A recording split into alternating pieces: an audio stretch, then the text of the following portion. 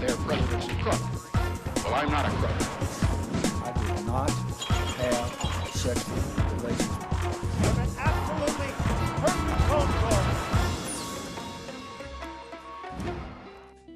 Hello there. Welcome to Planet America's Fireside Chat. I'm John Barron. And I'm Chaz Ciadello. This week, as some US states reopen for business, experts say they are putting lives at risk. Did the coronavirus really escape from a Chinese lab? We'll ask someone who knows more about weird bat viruses than just about anyone else. But first, the number of Americans seeking unemployment benefits went up by more than 4.4 million this week. That is now 26 million people thrown out of work as a result of the coronavirus. The US unemployment rate is now believed to be as high as 20%, levels not seen since the Great Depression. Little wonder then that President Trump wants to reopen America as soon as possible. He has warned the cure can't be worse than the cause, and I'm sure his health advisors probably agree after he came up with this rather odd suggestion earlier today. And then I see the disinfectant, where it knocks it out in a minute, 1 minute. And is there a way we can do something like that by injection inside or almost a cleaning? Because you see it gets on the lungs and it does a tremendous number of the lungs. So it'd be interesting to check that. So that you're going to have to use medical doctors with, but it sounds interesting to me. So we'll see. But the whole concept of the light, the way it kills it in 1 minute, that's pretty powerful. Don't try this at home, children. Disinfectant and ultraviolet light taken internally from Dr. Trump. I can't believe that chloroquine was the most sensible cure that he's come out with. Yeah. Go back to chloroquine. Right. Look, on the economy, before we move on, the unemployed, 26 million sounds bad, is bad. Is bad. But it gets worse. And that is that we've heard about the stimulus checks that have been handed out to people, to the unemployed. A lot of them haven't received those checks. Yeah. Just last week, the Governor DeSantis from Florida said that only 4% of Florida residents had received their unemployment benefits. Yep. So these are people that are often low income when they get sacked. Yep. So they're low, they've got no savings. And some of them who are in debt were finding as soon as the $1,200 went in, the bank was taking it out. Exactly. And Pew did a poll just this week. 53% of low-income people say they couldn't pay their bills this month. And they're not getting any checks yet. So those 26 million people, a lot of them are kind of screwed. So yeah, so it's bad news. So I know we look at the protests and we sort of laugh a bit, the guys carrying the guns, the guys dressed up with the tricorner hat and cosplay, but they do have something to protest about. They really do. And it's not just them. This is what was going on in France this week. Little mini riots were starting, where they started firing off fireworks at people that annoyed them, like this car.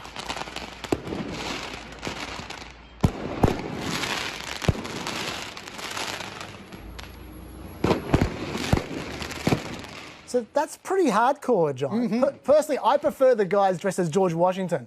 But before we go any further, should I give some updates on the COVID numbers? Sure. Yeah, okay. Let's start with the latest figures. Another 2,100 deaths today, adding up to 50,000 deaths in total, and another 30,000 cases today, making about 890,000 cases overall. That will push past 1 million cases before our next show, I expect. Note the consistency in that third column for daily cases. This is not a fluke. The new cases have been about 30,000 a day for well over 2 weeks now and showing no signs of declining. As for deaths, they bobble around a bit depending on when the deaths are actually reported. They tend to go down on weekends and up on Tuesdays, but no particular trend in any direction. In fact, the highest number of deaths was 2 days ago. And this is interesting because the IHME model that the administration uses currently predicts that the deaths will top out at 67,000. That's all the way to August. But they're at 50,000 now, and they're going to be at 60,000 by next week. Are the deaths really going to stop sharply after that? I guess we'll see. That's if you trust any of those deaths figures at all. The New York Times compared deaths over the last month to the deaths over the same period 12 months ago, after you take away all the COVID deaths, and the result was intriguing. Spain had 7,300 extra deaths above and beyond the COVID deaths just for a month. The UK had 6,300 extra deaths. France had 5,100. And New York City had 4,000 extra deaths, even if you take away all their confirmed COVID cases and probable COVID deaths as well. But we may be about to get some reliable case numbers at least, finally. I told you a couple of weeks ago about serological testing where they test the antibodies to see if you've ever had COVID. Well, Andrew Cuomo has announced that as of next week, they'll begin testing 2,000 random New Yorkers for antibodies every day in a bid to find out just how many New Yorkers actually have caught this thing. This could finally put to rest those ongoing claims by some that COVID is just like the flu. And it will put them to rest in my view, because with 10,000 confirmed deaths and 5,000 probable deaths, and remember we just learnt that's probably an undercount, if you assume every single person in New York has caught COVID already, that would work out to a death rate of 0.18%, or about twice the flu. And that is if everyone in New York has already caught it. That death rate is likely to be much higher. One more thing for those who say this is just like the flu. These were the national deaths per million for the famously severe 2017-18 flu season. Throw in pneumonia as well, and that's your line for deaths per million. This is the weekly average for cancer deaths. And this is the weekly average for heart disease deaths. And this is the weekly deaths from COVID. It's not the flu, John. No, it certainly is not. Still, the southern state of Georgia is among those pushing ahead with plans to start reopening businesses, including things like barbershops, beauty salons, massage parlours and bowling alleys, all the essentials as of this weekend, with restaurants and cinemas to follow early next week.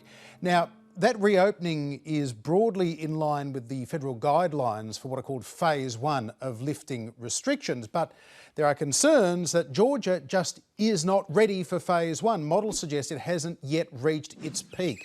There have been over 800 COVID-19 deaths in the state so far. It is among the 10 worst affected states per head of population.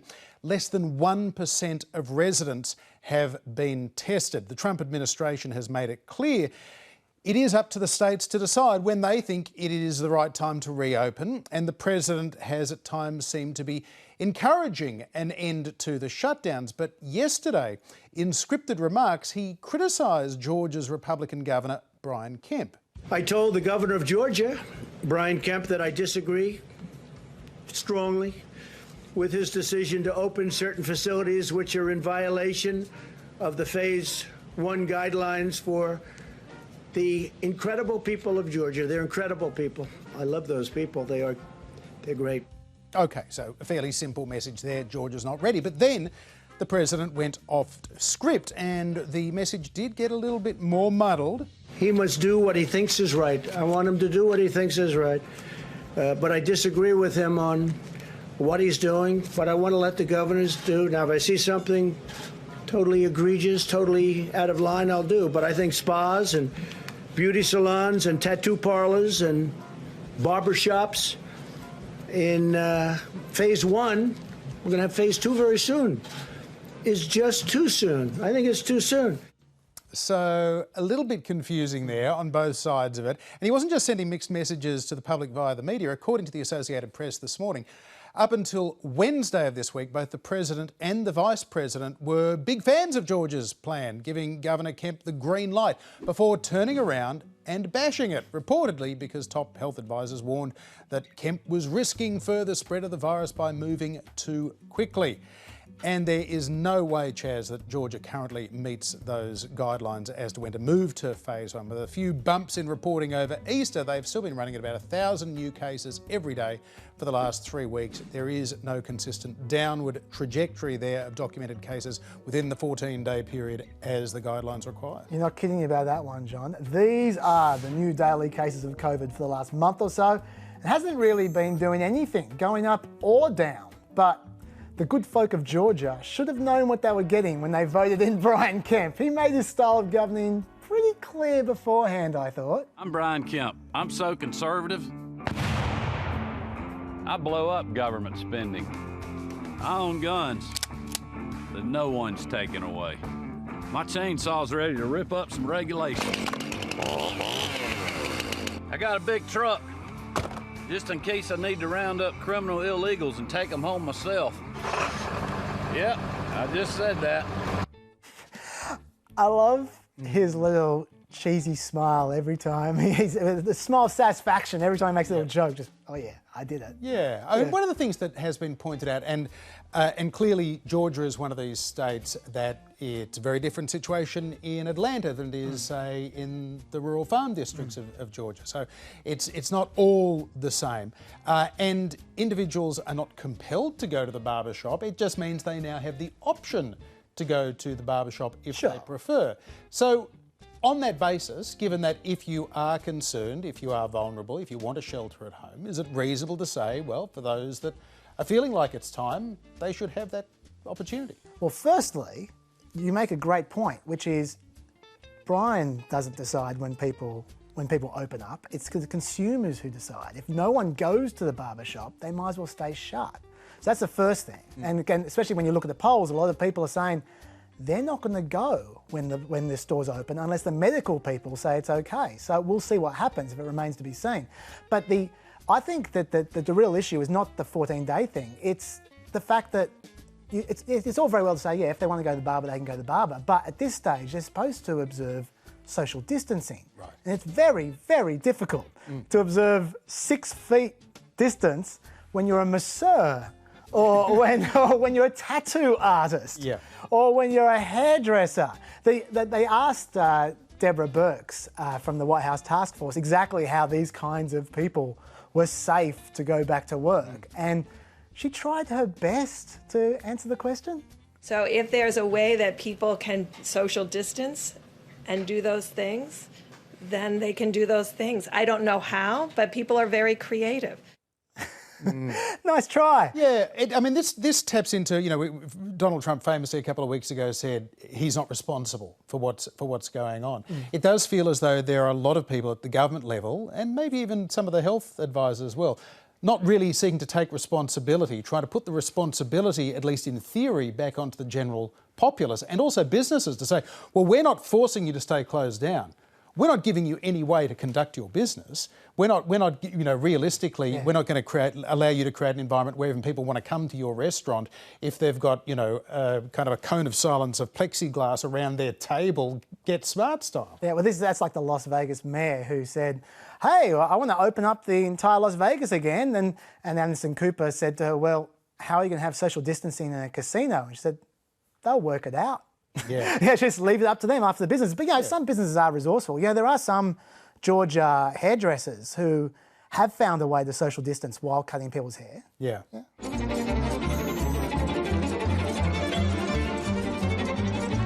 Okay. Very good, very good. He might not be from Georgia. But there is actually a serious issue here, and you raised it before, which is that you said Atlanta is different to the country, and it is. Yeah. Part of the problem with this order from Brian Kemp is that it's statewide. Yeah. And that Atlanta does not want to follow this. The Atlanta mayor is very strong about this, that she does not want to follow this, but she's being forced to follow this. And what she's doing is she's asking people to stay home and saying, I can't make you anymore. Well, we already know that... It's unfortunate. Yeah, and in the state of Georgia, about 32% of the population are African Americans. We already know that African Americans are disproportionately vulnerable, particularly older black men, disproportionately vulnerable to the effects of COVID-19.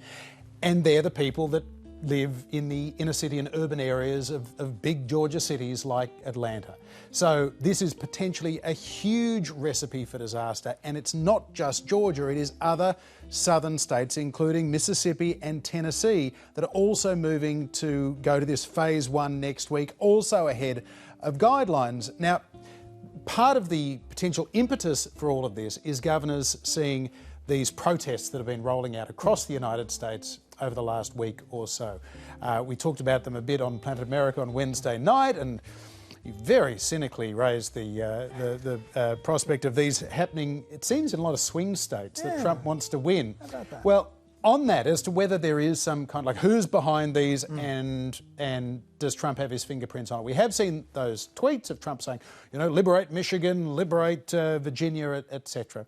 And we saw that there was a kind of an underpinning of Second Amendment gun rights to all of that as well, which is why he's targeting the state of Virginia, which has cracked down on access to handguns in the last couple of weeks with new laws there. But some of the other people involved with funding these protests, Chaz, The DeVos family of Michigan, big, wealthy, conservative donors, so wealthy, so conservative that Betsy got to be Education Secretary. Stephen Moore, a long-time informal economic advisor to President Trump. He's one of those who is raising money to organise these protests. There are other groups like Freedom Works, libertarian organisation, deep ties to the Koch family industries that helped to fund a lot of the Tea Party movement, although interestingly, Koch Industries has said no, actually on this occasion, we're not going full libertarian, we're not saying open up now, we're saying it's still too early, which is kind of an interesting sort of split with the rest of what seems to be a fairly concerted sort of, anti-government, pro-business, and then a kind of a pro-freedom agenda from a lot of the people that are actually going out and doing the rallies themselves. Yeah. Look, certainly the New York Times took a pretty deep look into these guys, and there's no doubt that there is a lot of support from Freedom Works and the DeVos family, etc. But they also said that there is a legitimate grassroots movement here, and that's not a surprise. Yeah, but like I said before, there are a lot of people who are doing it really tough at the moment, and you can understand why they're angry, and why you can understand why they're desperate to go back to work. All of those emotions are absolutely understandable. But the question is, just as it was with the Tea Party movement, there are a lot of people in 2010 that felt as though the government was getting too big, was looking to take over healthcare, taxation was too high. They resented the increasing role of government in the early years of Barack Obama. And those other organisations helped to pour petrol on that particular fire, which it seems to me is what they're now doing as well. Yeah. Yes, there is a legitimate grassroots protest movement of people that just want to get out there or get their jobs back, or that are economically insecure. These people, in many cases, are as big a victim of what's happened economically as anybody else. And they're driven to a point of desperation where they're prepared to take some risks. Maybe they're not informed risks, because a lot of these people have been watching Fox News, and the president himself, which have been downplaying the risk of coronavirus from day one. And even this week, both Fox News and President Trump are downplaying the risk of a second wave. So they're essentially sticking to this crackpot idea that as the weather gets warmer, you're not going to catch it. The sunlight's going to disinfect you. But people are kind of hearing that and feeling the genuine pain to the hip pocket. And so they're going out and they're making these protests. Absolutely. And I was going to add to that, by the way, I don't know why Trump keeps up with the happy talk, because all he's doing is creating attack ads for 3 months' time. The Democrats are just drowning in attack ads at the moment, all the stuff that Trump said a month ago. So why he's giving them more potential material, I don't know.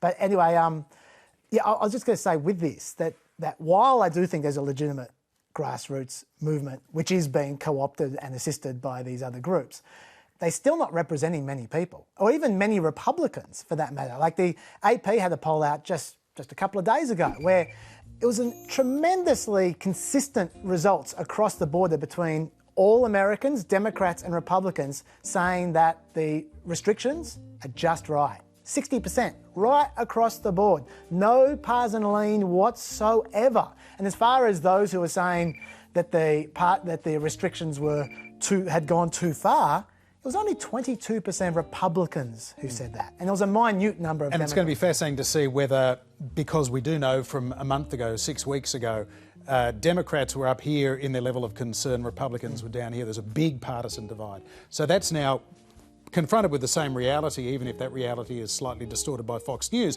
At least they're seeing, the numbers don't lie, the death toll, etc., doesn't lie. The question is, in the next fortnight or so, as some of these states start to relax, and there is going to be a time lag, obviously, if there is a spike in new infections, as the testing is not keeping up at the moment in a lot of these states as well. It could be 3 or 4 weeks before we suddenly see a spike in hospital admissions. And then we've got the same thing happening all over again. We're back into early March and we've got a shortage of face masks and ventilators all over again. I'll tell you the thing to look out for, if I could play Nostradamus.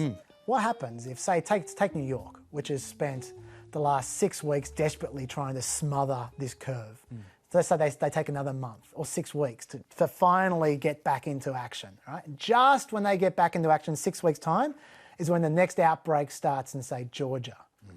Does New York try and close off their state to people from Georgia? Because if you've spent the last 3 months doing everything you can to stop this disaster, and then some other state went early because they were being stupid and they started all again, we could see some very tense moments, I feel, between states in 2 or 3 months' time. Yeah, and clearly New York, after sounding the alarm 6 weeks ago, it got a lot of the equipment that it was asking for. Didn't come as quickly as it was asking for, but in the end, they haven't run out. As far as we know, it seems there are not people, lined up on gurneys in corridors waiting to go onto ventilators. They have managed to keep up with that particular demand. Apparently they never ran out of ventilators. So even though, actually you got to give the administration credit on that, in that the administration did not give them the ventilators they asked for. Yep. They said you can have this much, that's enough. Maybe they got lucky, but they were right. Yeah. In the end, they were right. In this instance. Yeah. Meanwhile, though, we're learning more and more about how this began and how it began spreading, and just in the last 24 hours there have been reports out of California that has now identified the first local contraction of coronavirus in early February, whereas the previous estimate had been based on about the 26th of February in Washington state. So now we know that on the West Coast the virus was already circulating in the community about 3 weeks earlier than expected, which changes some of the modelling as to where we're up to now. But there is also still this interesting situation in California. They went into shelter in place earlier than most states and have stayed there, even though they're in many ways more like sort of the Australian model. They have kept the outbreak under wraps, kept hospital admissions to a manageable level so far, and yet they're still holding way back from going to phase 1. Yeah. And they're saying, we're not going, we're the ones who could be considering going where Georgia's going now, but we're not going to do it, and probably not for at least a month. Yeah, they actually have one of the lowest positive test ratings in the country. I talked about that on Wednesday. It has a sign of where you're at with the virus. If you have a high number of positive results from your tests, it means you've got your undiagnosed cases everywhere. If it's low, that means you're probably tamped down on it. They're at 8%, which is...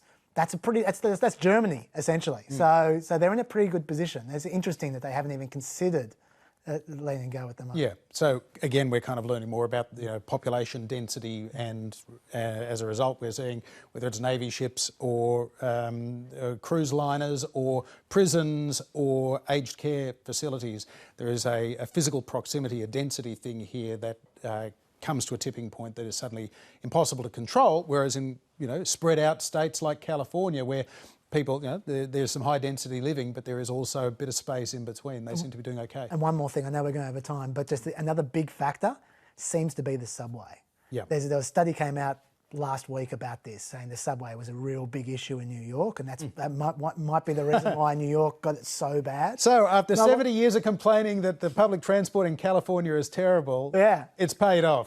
Finally. Well done them. Yeah. It has been widely reported that the communist government in China spent weeks trying to cover up the coronavirus outbreak, but could they have also misled the world about the source of the virus? The official line is that it was first discovered in a wildlife market in Wuhan, where exotic animals are sold for meat. But the US government is investigating whether it could in fact have come from a nearby laboratory, either accidentally released or even a deliberate biological weapon. Well, Dr. Peter Daszak is a global expert in zoology and parasitology, specialising in emerging diseases amongst animals like bats. Dr. Daszak, welcome to Planet America's Fireside Chat. Pleasure to be here. So there's been a fair amount of speculation, partly fuelled by the Trump administration, that this virus didn't come from a wildlife market in Wuhan, it came from a lab nearby. Is that a possibility? Well, with things like this, we're never really going to get to the bottom of this. I think it may take years to truly understand what happened. So you have to look at the evidence we have and balance one idea against the other. And the idea of it escaping from a lab is such a tiny possibility versus this incredible amount of people out in the wild in Southeast Asia having close relationship with bats through eating them in part of the wildlife trade, or just living near bat colonies. We found evidence that between 1 and 7 million people a year are exposed to these bat viruses in rural China and Southeast Asia. So I think that's how this virus emerged. There's real clear evidence on that. Doctor, when you say 1 to 7 million people were exposed, does that mean they actually caught bat viruses? We think so. What we did is we surveyed people in southwest Yunnan province where we know bats carry these types of viruses, and we found antibodies in their blood, which suggests that they were actually infected by these viruses in the last couple of years. Now, it may not have caused an illness, they may not have known about it, or in some cases, maybe they did get sick. But these things spill over very often, and there are many examples of this in the past with other viruses too. So does that mean you also don't believe the theory that this started in a wildlife market in Wuhan? Well, I think that the wildlife market was clearly part of the outbreak. There's good evidence that the first few cases had nothing to do with that market, and there's been a lot of talk about that. But clearly, a lot of people were infected that had been visiting that market early on.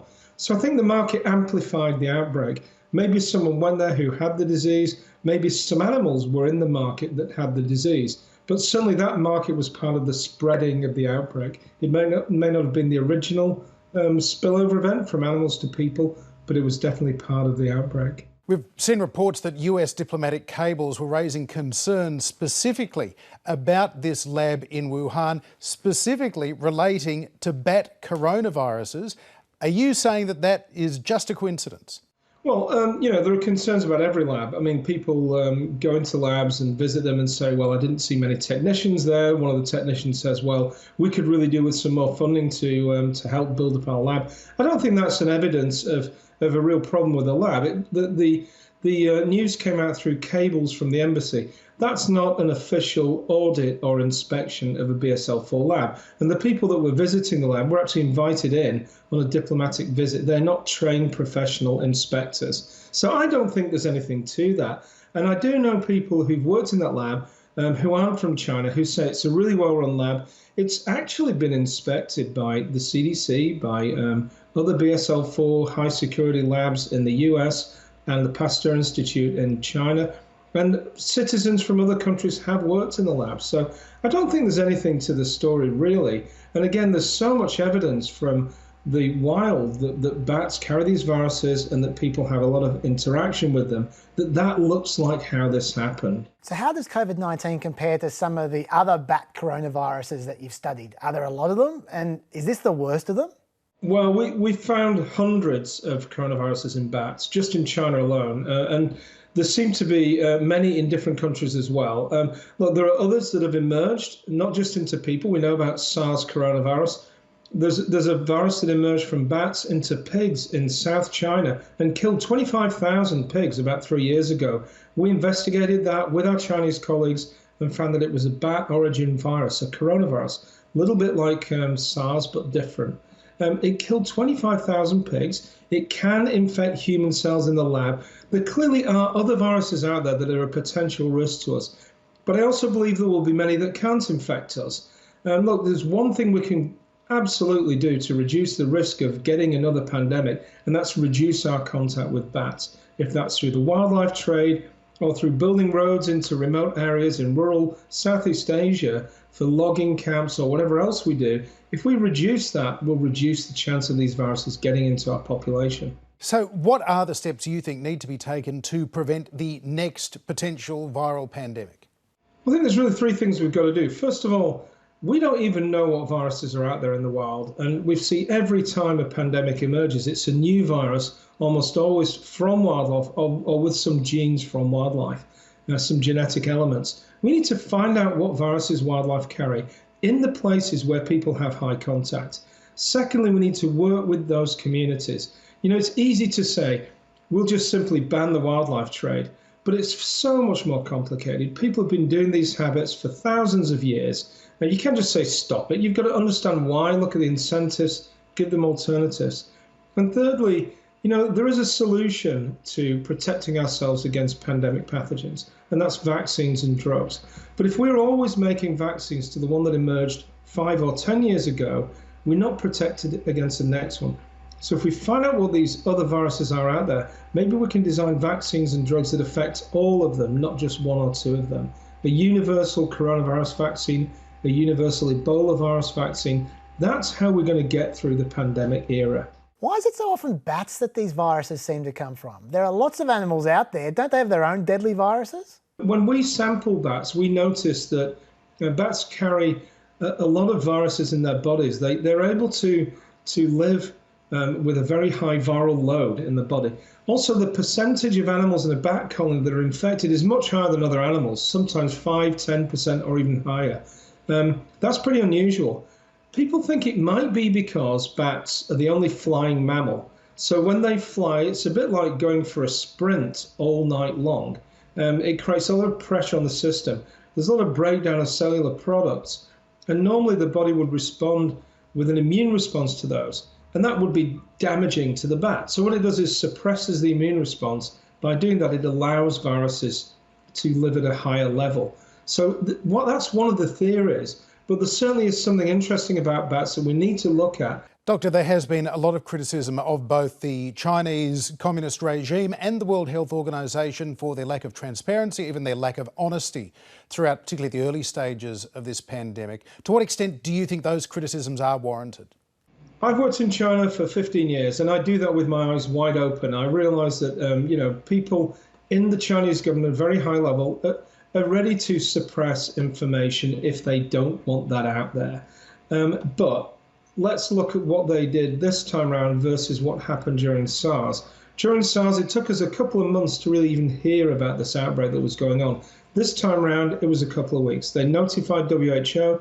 They released the sequence, the genomic sequence of the pathogen globally, which meant that other countries could work on tests and get prepared. So I think there are some things they did that were very open, but we also hear of cases of suppression and pressure from the government not to speak out. And that's a problem in an outbreak. WHO, I think, did a fantastic job. I think the one thing they didn't do well was to not declare pandemic alert. I didn't really understand that at the time. I was openly talking about it as a pandemic, as were many other experts. We all knew that when you've got an outbreak in multiple countries around the world with community transmission, that's the definition of a pandemic. And I don't know why there was such a reluctance. I think it was to try not to create panic. But let's look at where we are on the planet now. The virus had already escaped within the first 2 weeks, really, of it spreading within Wuhan. It was inevitable that we're going to get into this position. What we're seeing now are countries hit really bad that didn't get ready and didn't prepare. And I think now is the time not to be criticizing other countries, but helping them get ready, helping them prepare. And in the future, we're going to have a real issue around countries with low GDP that don't have the capacity to deal with this outbreak. They're going to need our help. And the organization that's going to do that work is WHO. So let's support them, let's get behind them, because helping those countries suppress the transmission of a virus will help us get over this pandemic. It's that simple. Dr. Peter Daszak, many thanks indeed for joining us on Planet America's Fireside Chat. My pleasure. Thank you very much. Earlier this week, President Trump suddenly announced what sounded like a very big change in US immigration policy. In light of the attack from the invisible enemy, as well as the need to protect the jobs of our great American citizens, I will be signing an executive order to temporarily suspend immigration into the United States. Well, that reportedly took top Republicans, Democrats and even administration officials by surprise. The following day, the president gave a few more details. It is a 60-day green card freeze for people seeking permanent residency.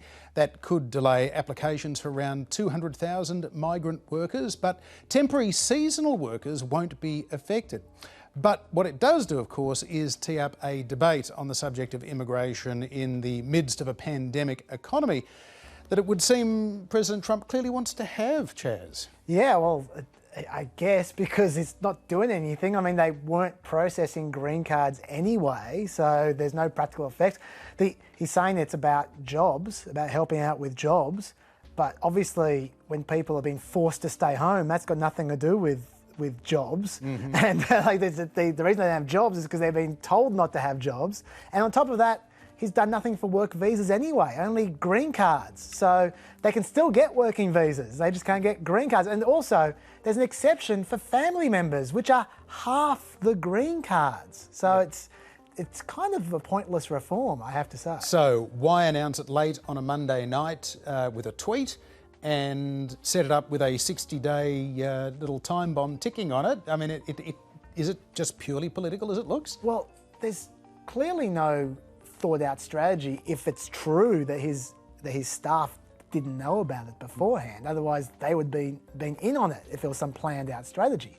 So I can only imagine that it's just an instinctive move from Trump, and who knows? He could have been watching something on Fox News. I got no idea. Yeah, that is sometimes behind the timing of some of these things. And obviously in previous election cycles, we certainly saw in the lead up to the midterm elections, there's a lot of talk about the migrant caravans heading for the southern border of the United States, the so-called illegal immigrant gangs that were active in places like Virginia at the time. So this is I guess a well that the president is quite happy to go back to repeatedly, and he thinks that it does sort of activate his political base.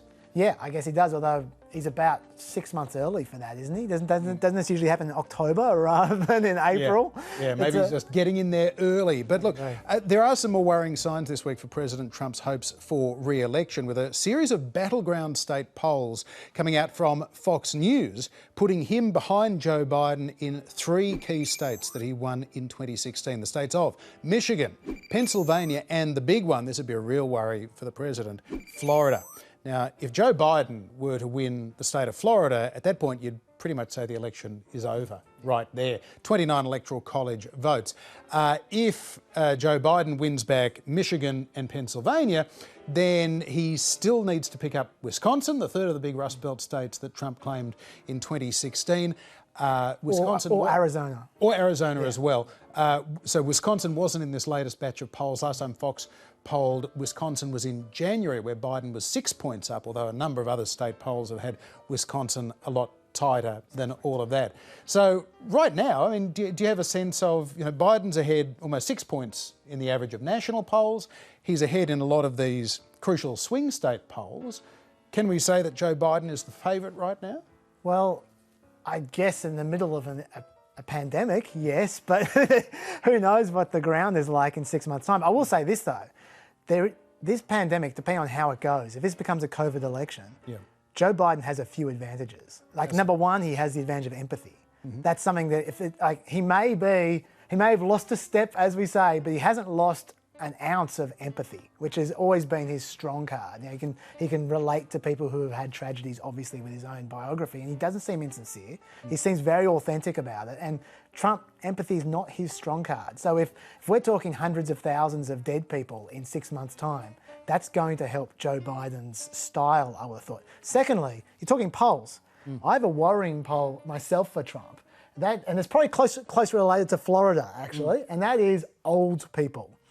It turns out that when people aren't controlling COVID as old people would like, old people aren't very happy because they're the ones who are dying from it. Makes sense. Yes, and according to Morning Consult, Trump's net approval, that is his approval minus his disapproval, over the last month has dropped from plus 19 amongst over 65s to -1. They've gone from his strongest age demographic to his second weakest behind the kids. And you know what old people do? They vote. Yeah. So that to me is actually the biggest concern of all for Trump. If he doesn't get on top of COVID big time and he loses the old people, there's no coming back from that. Yeah. That's a tough one. Which is clearly why the president is instinctively drawn to gin up the immigration debate right now, because he knows that one of the psychological effects of something such as not just a pandemic but also an economic downturn is to look inwardly and to be fearful of the other, particularly if it is a foreign virus, as the president has characterised this as. And obviously there is a lot to criticise in America's relationship with China, not just China's handling of the pandemic, but also China's role in the supply chain, which left America very vulnerable to a lack of personal protective equipment and so on. Interesting point you make about Joe Biden's level of empathy, and that definitely playing into his advantage. But it's going to be, I think, a matter of whether is it the fear that Donald Trump is going for, or is it the compassion that Joe Biden is going to go for, because Joe Biden's going to be offering a bigger role for government, saying, well, we're here to help because there are more people out of work and more people wanting health care. So he's going to be saying the government is going to offer you all this stuff, even though we don't have any money either. President Trump is going to be saying, well, we got through this together, and it's not our fault, it's their fault. But it's certainly true to say that Joe Biden has struggled to raise money right through the primary process. In March, though, as he swept through Super Tuesday and his rivals fell off like 10 pins, he actually had his best month yet, raising $46.7 million. He spent a lot too, and he finished the month with $26.4 million in the bank. President Trump had $94 million cash on hand, despite actually being outraised by Biden and the DNC by a combined $16 million for the month. Although we should say that is just for the month. Just for the month. Because Trump's been doing pretty well until then. Biden and the DNC combined are still $187 million in fundraising behind the RNC and Trump overall. So Biden's going to have to get a wriggle on, I reckon. Yes, he certainly would. And we should also note that that combined DNC-Biden advantage of $16 million, that was helped by a cheque for $18 million given to them by Mike Bloomberg. Oh yeah, very quickly about that. Yeah. The clever thing about that and the dodgy thing about that is that he's not supposed to give more than $335,000 to the DNC, right? But he gave that cheque as, oh, these are the funds left over from my campaign. As a campaigner, this is what I have left over, and then you can legally give as much as you want. Right. And so it's a really dodgy loophole he took advantage of. Yeah, well, just to prove, though, that money is not everything in politics, the final bill for Bloomberg's 104-day primary campaign, which of course ended in triumph in American Samoa, well, how much did all that cost? It cost $1 billion.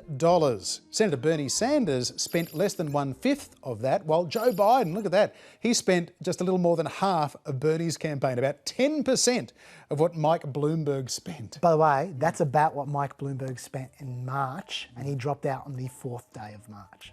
Wow. Yeah, well, it remains to be seen, of course, whether Mike Bloomberg is going to be ponying up the extra $500 million or $1 billion that he was talking about to beat Donald Trump, even if he's not the nominee. He's gone a bit quiet on all of that. Yes, yeah. Hasn't fulfilled his promises to a lot of his staff either, as well, it seems. Now, before we go, following last week's decision by President Trump to suspend US funding to the World Health Organization, pending an investigation into their handling of the pandemic, presidential advisor Kellyanne Conway joined in the criticism of the WHO for not providing more information about whether COVID-19 could mutate and return later in the year. Take a look. This is COVID-19, not COVID-1, folks. And so you would think the people charged with the World Health Organization facts and figures would be on top of that. Actually, you'd think the people charged with advising the President of the United States would know that COVID-19 is an abbreviation of coronavirus disease of 2019, not some kind of sequel to COVID-18 with an elderly Bruce Willis. Although, right now, Chaz, if that came up on Netflix, I'd probably watch it anyway. There's not much going on. All right, that is it for another Fireside Chat. If you haven't had enough Planet America, you will find Wednesday night's show on iView, YouTube and Facebook now. And that's where you also find the PEP podcast with Dr. David Smith. See you there. Have a safe and happy weekend. We'll see you next Wednesday night at 9:30 on ABC TV. Good night.